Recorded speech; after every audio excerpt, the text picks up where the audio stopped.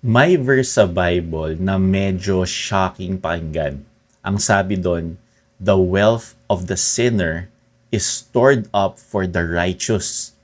Proverbs 13:22. Anong ibig sabihin nito? Hindi ibig sabihin nito na aagawin mo ang pera ng iba. Ang ibig sabihin, may sistema si God kung saan ang wealth eventually napupunta sa believers in Christ Jesus. 2 Corinthians 5:21 says, "For he has made Jesus to be sin for us, who knew no sin, that we might be made the righteousness of God in Christ." Tignan mo ang Israel. Sa Exodus 12:36, nung lumabas sila sa Egypt, binigyan sila ng silver at gold ng Egyptians. From slaves, suddenly naging wealthy sila lahat.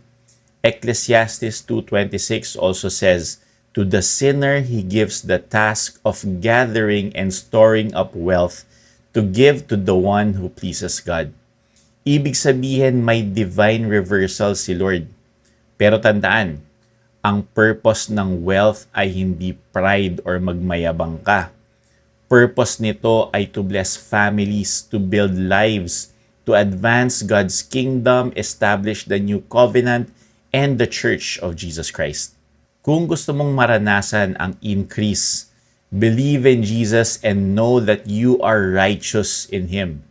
Seek Jesus first.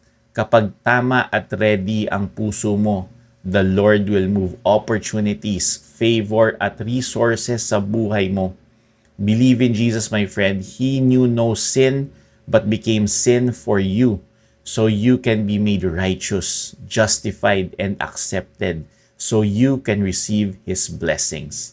Comment mo dyan, "I am the righteousness of God in Christ." Blessed to be a blessing.